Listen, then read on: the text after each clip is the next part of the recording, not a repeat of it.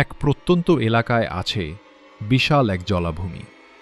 লোকেরা একে বলে শাপলা বিল। দিনে এখানে পাখির ডাক, পদ্মফুল আর মাছ ধরার নৌকার কোলাহল, কিন্তু রাত নামলে পুরো বিল যেন এক অভিশপ্ত নরকে পরিণত হয়। অন্ধকার পানির ভেতর থেকে ভেসে আসে অদ্ভুত গান, হাহাকার আর চিৎকার। গ্রামবাসীরা বিশ্বাস করে যুদ্ধের সময় এখানে যারা মারা গিয়েছিল তাদের আত্মা আজও ঘুরে বেড়ায়। আজ আমি শোনাব সেই বিলের ইতিহাস এবং 4 জন অনুসন্ধানকারীর ভয়াবহ অভিজ্ঞতার কাহিনী, যাদের জীবন আর আগের মতো নেই। প্রায় 50 বছর আগে যুদ্ধ চলাকালীন এই বিল ছিল ভয়ঙ্কর হত্যাযজ্ঞের সাক্ষী।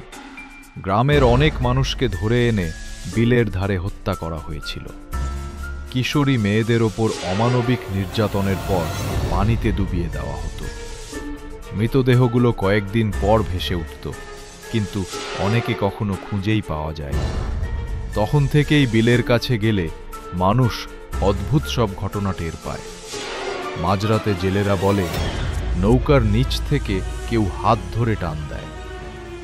কিশোররা দাবি করেছে পানির ওপরে ভেসে বেড়াতে দেখা যায় সাদা পোশাকে মহিলাদের, যারা ডেকে নেয় আমার সাথে এসো। এক বৃদ্ধ জেলে একদিন বলেছিলেন, এই বিলে আত্মারা বন্দী হয়ে আছে, তারা শান্তি পায়, তাই কাউকে ছাড়ে না। বছরের পর বছর ধরে এই বিলকে গ্রামবাসীরা অশুভ জায়গা হিসেবে এড়িয়ে চলে। শহরের 4 তরুণ, ছায়েম, দিগন্ত, রিফাত আর ইমরান, ভৌতিক অনুসন্ধানের জন্য একটি ইউটিউব চ্যানেল চালাত।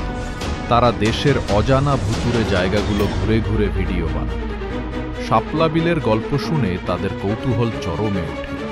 স্থানীয়রা নিষেধ করলেও তারা সিদ্ধান্ত নেয় রাতের বেলা বিলের মধ্যে ঢুকে সবকিছু রেকর্ড করবে। গ্রামে পৌঁছে তারা একটা নৌকা ভাড়া করল। মাঝি এক বৃদ্ধ ভয়ে পিছিয়ে যায়। আমি রাতের বেলা ওই বিলে নৌকা ভিড়াবো না, তোমরা চাইলে নিজেরাই যাও। বন্ধুরা হাসতে হাসতে বলে, ছায়েম, আরে ওসব ভূত বলে কিছু নেই। রিফাত, এই ভিডিও যদি ভাইরাল হয় আমরা এক ধাক্কায় বিখ্যাত হয়ে যাব। ইমরান কিছুটা দ্বিধায়, তবুও মনে হচ্ছে ব্যাপারটা যতটা সোজা মনে হচ্ছে ততটা সহজ হবে না। দিগন্ত টর্চ তুলে ধরে রাত 12টার দিকে তারা নৌকায় চড়ে বিলের ভেতরে ঢুকল। চারপাশে ঘন কুয়াশা।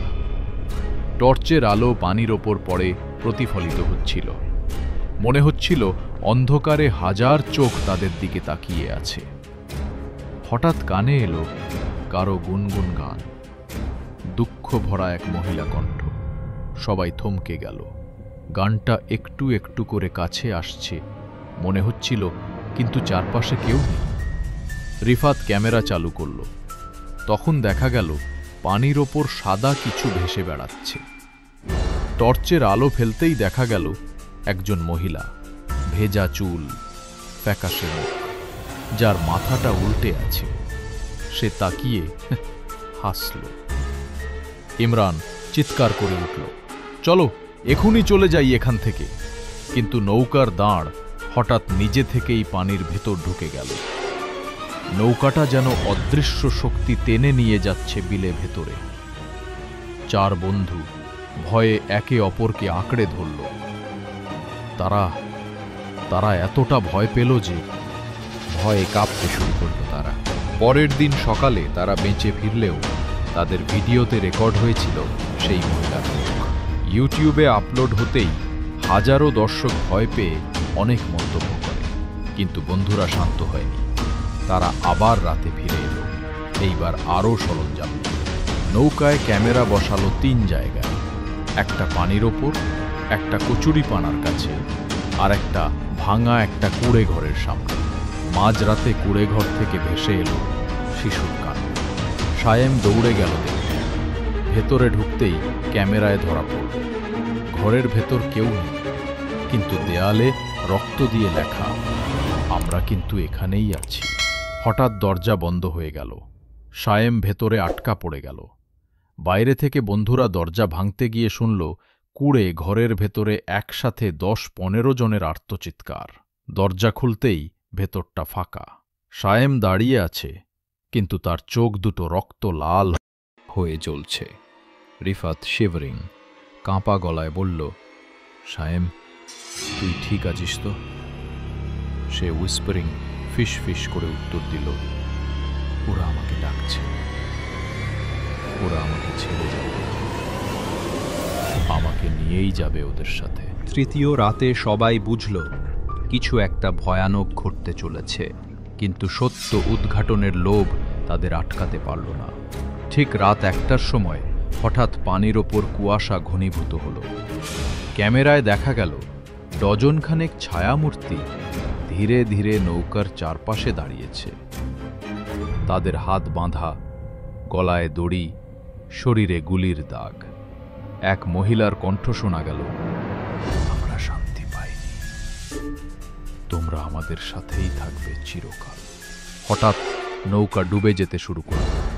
4 জন চিৎকার করল, কিন্তু পানির নিচ থেকে অদৃশ্য হাত তাদের পা ধরে টেনে নিচ্ছে। ক্যামেরা পানির ভেতর পড়ল।